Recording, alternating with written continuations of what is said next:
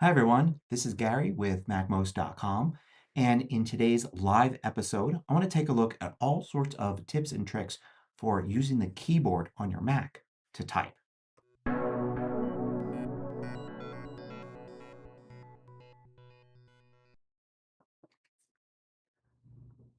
right, so when you use the keyboard on your Mac to type, a lot of people like to keep their hands on the keyboard and not use your pointing device like mouse or a trackpad. With a mouse or a trackpad, of course, it's really easy to click and place the text cursor where you want it and double click to select, click drag to select, and all of that. It's really easy with the mouse and trackpad, but it does break your flow if you're good at typing and you're typing something long like a report or you're working on a book or story or whatever. So it's useful to know all these cool tips and tricks for just using the keyboard when typing to move around. And mainly what you're going to be moving is the text cursor. So this thing you see moving around here that looks like a little arrow, or if it's over text, it looks like what's called an I-beam. That's called the pointer. The cursor is the little blinking line. You can see it here just to the left of the word quick right there. That's called the cursor, and that is in text. So pointer is something that moves around your entire Mac screen with your mouse or trackpad. Cursor is something that appears inside of text, if you want to be technical about it. Now, the idea here is to be able to move that cursor around with only the keyboard, because it's easy to do with the mouse or trackpad, but what if you don't want to use that while you're typing? And of course, the arrow keys are the main thing you would use. I'm going to increase the size here so you could see what's going on. And notice I've got this little keyboard, not so little actually, this keyboard here where you can see what I'm typing. So I've got the text cursor blinking there right before the word quick. And if you look at what happens when I press the right arrow key, and you'll see that reflected there on that keyboard, what I'm pressing. The right arrow key moves the text cursor to the right, left arrow key moves it to the left. Down goes down to the closest spot between characters it can get to. So it's not like a completely linear down because sometimes the letter's right there in the middle, like when you go between these two. And yeah, you can do up as well. So that's kind of obvious, right? That's how you would move around. But it's kind of tedious too. If you've been typing and you want to go back a bunch, you got to just keep smashing that left arrow there. So what can you do to make that a little easier? And the key is to use the option. The key is to use the option key. So I'm going to hold down the option key, and you can see that on the keyboard there.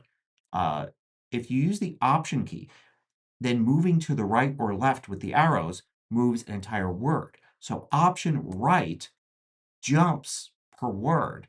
Option left jumps per word back. And notice how it's always placing when you go back, it's placing it at the front of the word. And when you go option right, it's always placing it at the end of the word. So this is a really quick way to move around in your text, holding that option key instead of just using the arrows. Now you also have the ability to do that with the up and down arrow keys. So if I do option down, it's going to go to the end of the current paragraph.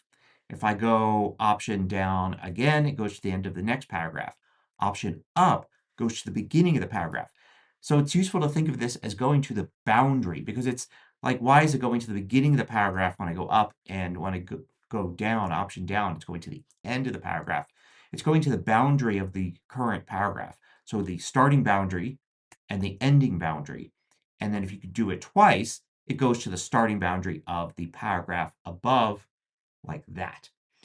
So yeah, you could use the option key to move around very quickly. The command key, so it's command, not control, also does some things. If I use command right arrow, it goes to the end of the line, the actual virtual line there. So you can see how it jumped to here. Command left goes to the beginning of the kind of the virtual line, like that. Command down goes to the end of the document. Command up goes to the beginning of the document. So command also has some uses. Now, you can use all of these in conjunction with the shift key. So like if I want to select text, I could select text like this with the pointer using my trackpad or mouse, right? And a cool tip is you can double click and it selects by word. So double click like that. Double click and then drag selects by word as you drag, whereas a single click and drag will select by character. But let's get back to using the keyboard. If I have the cursor like right here and I want to select text, I can use Shift, hold the Shift key down for selection, and then the right arrow will select from that spot where I started and allow me to select more and more characters. Left arrow will change that selection, and I can go to the left to select characters behind the cursor. So you could start here in the middle of the word quick, Shift right, Shift left, and keep going. You can also do that with the down arrow. So I could start here and do Shift down, and it's going to select by line, just as if I was moving down by line, but it's holding the selection as I do it. Now you can combine that with the Option key. So Option, remember, will go one word at a time, forward, back. Shift Option will select one word at a time, forward or back. And then Shift and Option and then down goes to the end of the paragraph, like that. So you could do, if you want to select an entire paragraph, one way to do it is Option up to go to the paragraph boundary at the beginning, Shift Option down, like that, will select to the end. So, quick way to select a paragraph there. You could do it by triple clicking as well if you go back to using mouse and trackpad for that. So, some cool stuff there.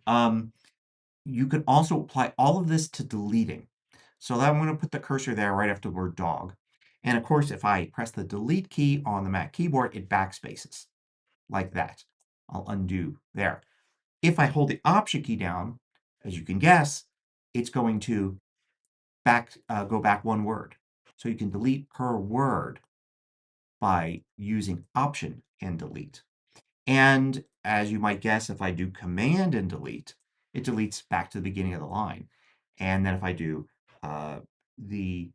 let's see, Option Command delete, that doesn't do anything. So it doesn't always work for all the combinations. Now, another thing about delete, I can't talk about delete without talking about the fact you can delete in both directions. Just using the delete key, the way to do that is I'm going to put the, that's it. I'm going to place the cursor here right in the middle of the word occurrences. So if I want to delete characters, I can just press delete. If I want to delete forward, something that lifetime Mac users don't really ever do, but if you use Windows, you may have gotten in the habit. The key is to hold down the FN or globe key. On this little keyboard, it shows FN. You can see me holding it down there. But on newer Mac keyboards, the globe is the more prominent symbol. Hold that down and then press delete, and it deletes forward. Now, this works with the Option key as well. So globe or FN key and Option, globe, FN key and Option, there we go, deletes to the end of the word and continues to delete words forward. So you can use that. And I'm going to show you another way to delete in both directions here in a minute.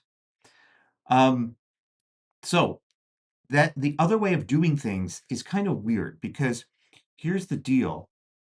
Oh, and I hope you were able to see that. I had things scrolled a bit. Let me go over that again. Regular delete is just press the delete key. Hold the globe or FN key for delete. Hold the Option key down, and you can delete back to the beginning of the word and then each word before. Hold the FN or globe key and Option, and it will delete forward like that. So that's how you do that. If you want, there are a bunch of other commands that use letters. And this goes back to Unix keyboard commands, back when Unix keyboards didn't have these modifier keys. And Apple's adopted them, and they work in most apps. A third-party app doesn't necessarily need to use them, but a lot of them just inherit it from using Apple libraries. So if you want to move to the start of a line, Control, so it's the Control key this time, not Command, not Option, but Control, and then you do A, and that should, oh, and let's see. I want to do, is it not working? Maybe that one doesn't work. Control A, Control E, and I press, so Control A doesn't seem to work. That was in my list. Or actually, it looks like I'm triggering, so I'm triggering something in shortcuts there. So Control A moves to the beginning of the line, but a shortcut I have that's using that as the keyboard shortcut is getting in the way. Control E, that goes to the end of the paragraph, and it stays there. So notice if I place the cursor there and I do Control E, it jumps to the end of the paragraph, but it doesn't go to the next one. So it just stays there. And Control A would go to the beginning of the paragraph and stay there. Now, if you want to go forward a character, like you would usually use the right arrow key here, you could do Control F goes forward, Control B goes back. So no reason not to use the arrow keys for that, but it is interesting to see this works. You can go to the previous line, Command P goes up to the previous line, Command N goes down. So this is like the up and down arrow keys. You could do delete using Command H will delete back. It's like backspace. And Command, or sorry, it's not Command, it's Control. Control H deletes. Control D forward deletes. So I told you there was another way to do a forward delete. So H and D. You've got, here's a really weird one. So look at the word brown there. So I've got the text cursor between O and W. If I do Control T, it swaps those two characters. Now, why would you want to do that? Well, I don't know. I guess some people might have a use for it. It's probably just easier if you actually make a mistake with two characters that are in the wrong order to just correct it in the rare instance, but you can do that. Now, there's also a weird thing with these Unix key commands for copy and paste. So obviously, you select what you want. I'm going to use the keyboard to, let's see, Option back to go to the beginning of the word, Shift Option right arrow, select a couple of words, and I can do Command C to copy. I can do Command X to cut. I'll undo that. And I can do Command V to paste. These are standard. We've been using these for decades. But if you want, you can also do Control K. And what that does, that command isn't cut, that's kill. It's the same thing as cut, right? It's going to take what was selected and it's going to get rid of it, but it puts it in not the clipboard, but another place. And you can use Control Y to bring it back. So you can say, select these two words and Command C to copy or Command X to cut. Then you could do these two words and do Control K to kill. And then you could do Command V to paste and Control Y to bring it back. It's called a yank, kill and yank. That's the two commands there. So you have like a secondary clipboard you could use. That's the Unix clipboard. It's kind of neat to talk about, but probably doesn't have too much use for people.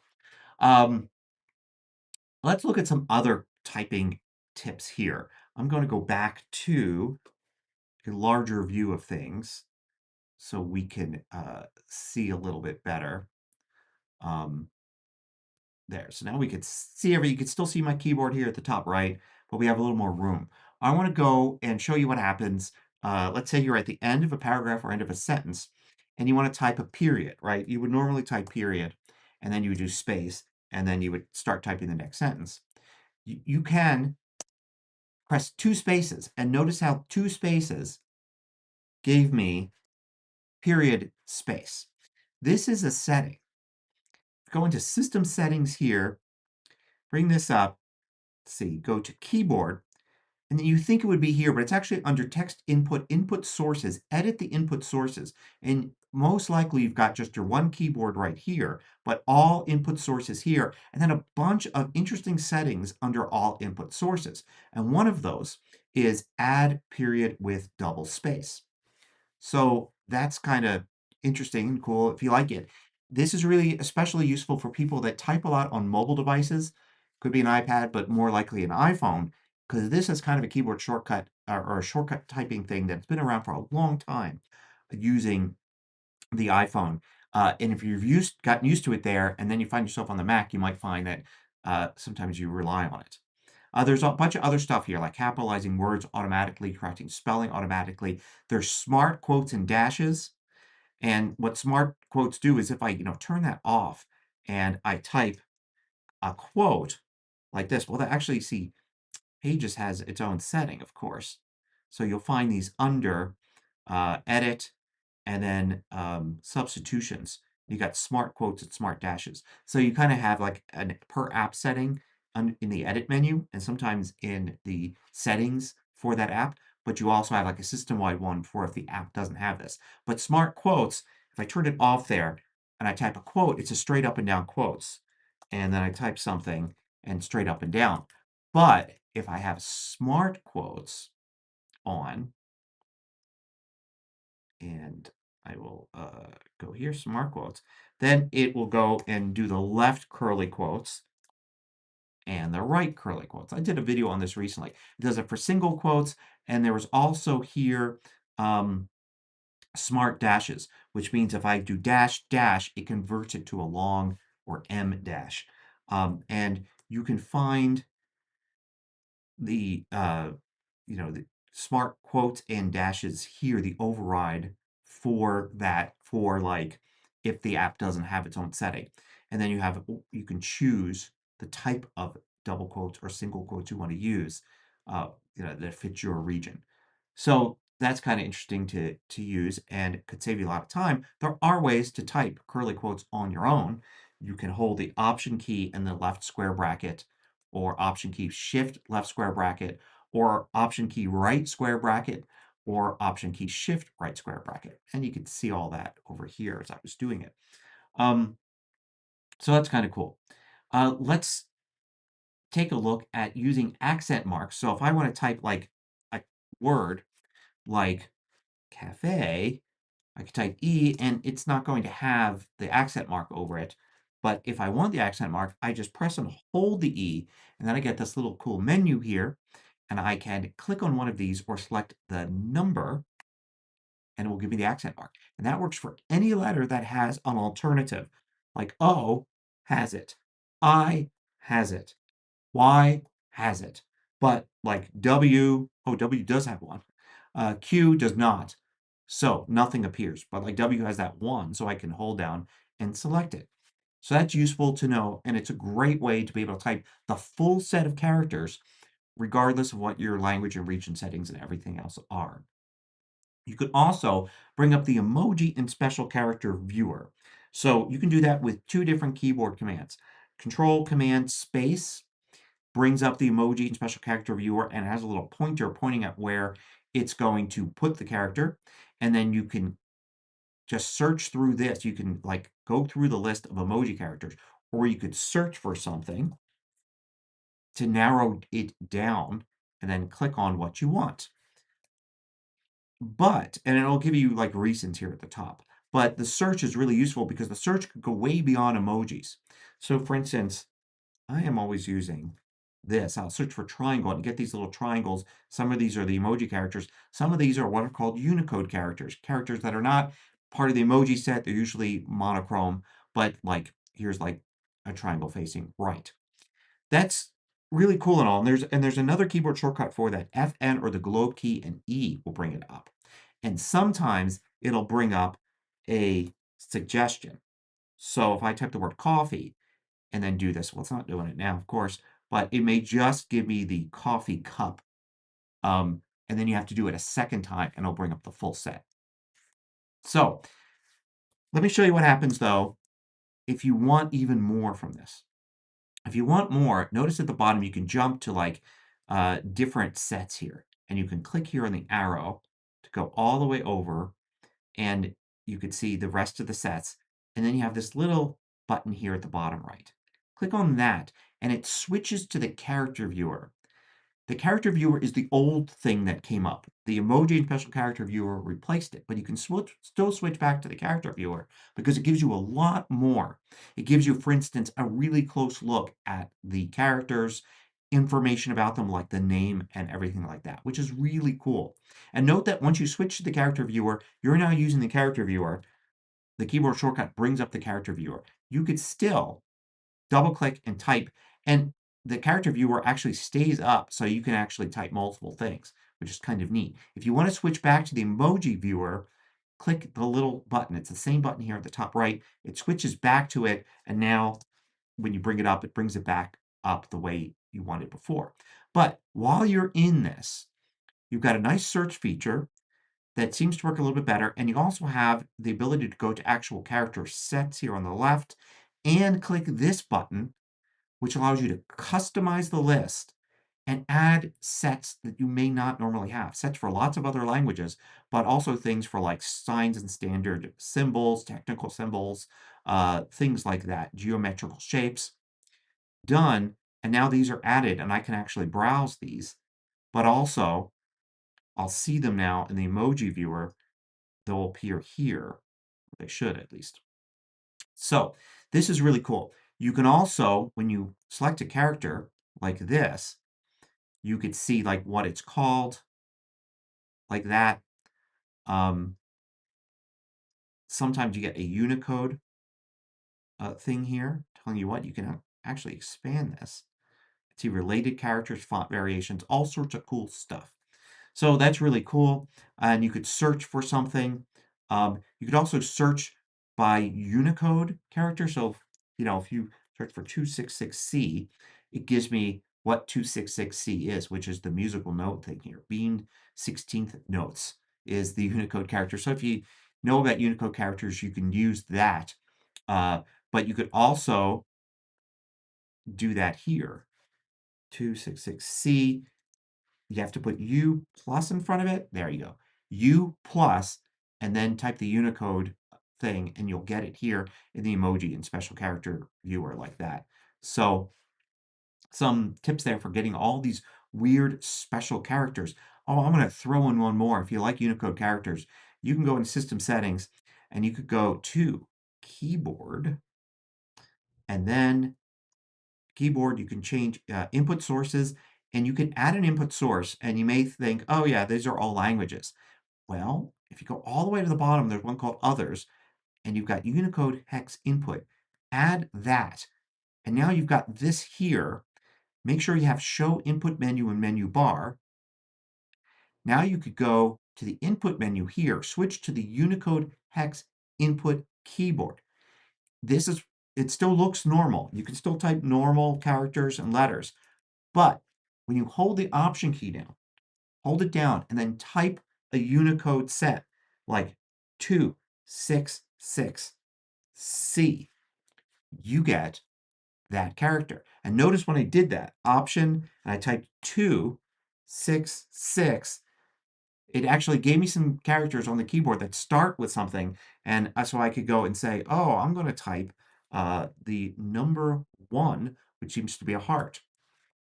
So kind of neat. If you like Unicode characters or use them for work or for whatever, you've got this Unicode hex input keyboard option, and now you can switch between it here once I've enabled it. So that's really cool. And I've got one other tip that I was going to get to if I'm talking about typing things. But before I get to that, I do want to mention, of course, that this video and all my videos come to you thanks to all the people that support MacMost through Patreon. So I've got 3,000 people that support MacMost this way. It is the primary thing that keeps MacMost going. If you go to macmost.com, if you get the weekly newsletter, which is completely free, both of those have no ads in them. The reason they have no ads in them is because of my Patreon support. And if you do support MacMost through Patreon at the Club MacMost level, There's different tiers and stuff. The Club MACMOST people, they get extra stuff. They get, I post like 1 or 2 extra videos a week for them, just covering different topics, a little different than what I usually post at YouTube too.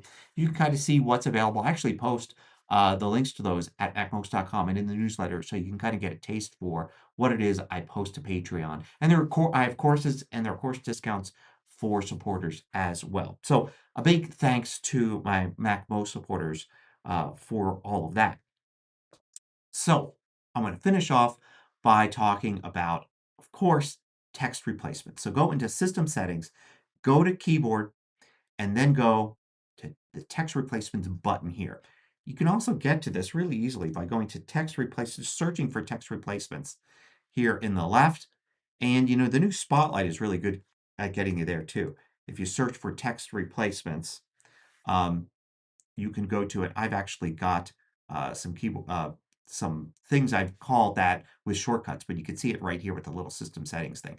And that takes you right into system settings, into keyboard, and then hits the text replacements button for you. And what text replacements do is they allow you to put a little set of characters and then what they will go and represent.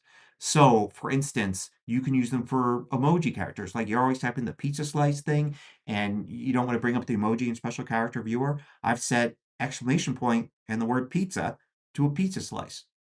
Um, you've got some defaults here like left paren, C, right paren, changes to the Unicode character for copyright.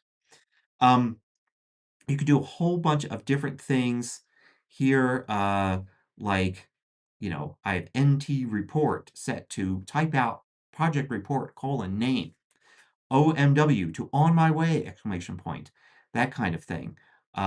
So you could even have corrections in here. Um, like if you type they with an L after it by accident, sometimes it can autocorrect to the word they, that kind of thing. TYVM, thank you very much. And it could be something really long, like exclamation point, CUST for customer, and then RE for response. So cust RE. And this in here is actually a really long response. It's not easy to type in this field, and if you want to do multiple lines, it's not easy to do it, but you can always type it out, text edit pages, whatever you like, and copy and paste in here. Here's one that's like legal for legal notice as an example, and this is multiple lines. So let's try some of those out. Like here I am in pages, but this could be in like mail or whatever. So cust RE, and then you could see it there as a suggestion. I hit the space bar, I type return, and it will paste that in. Remember, there was the legal one, and the reason I put an exclamation point in front of it like that was because I wanted it to be something I couldn't accidentally type, right? But there was, pizza, whoops, pizza like that, and he replaces it with a slice.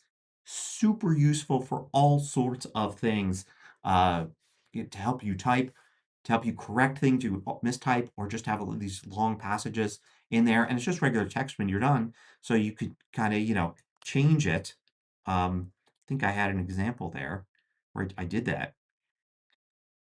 So, go back into keyboard and uh, text replacements. And there's this one like, J temp, mood, good, bad, that kind of thing. So things that include emoji and special characters and stuff. Links, it's like a link to, a video about scams. So I don't have to remember the link. I can just remember it's scams. And I hit, space or return, and it puts that in. So if I want to say, oh yeah, check out my video here, I can remember that, oh, which is never going to be like a regular word, and then scams, keyboard, whatever, I've got like links like that set up. So some really cool, useful stuff in for text replacements. Definitely, it's like the secret that a lot of people use for being really good at typing fast. Use text replacements for small things, big things, whatever. Um, let's see. And so yeah, yeah, it's some useful tips here. At some hopefully I cover lots of stuff. You could see there was one point where I didn't show quite what was going on with things, but I corrected it later. So hopefully that had it for everybody. But yeah, it's really useful to have stuff. I know people are going to ask about how I got this up on the screen. So that is simply something that's in the accessibility settings uh, for getting that keyboard up there. I'm trying to remember where it is now.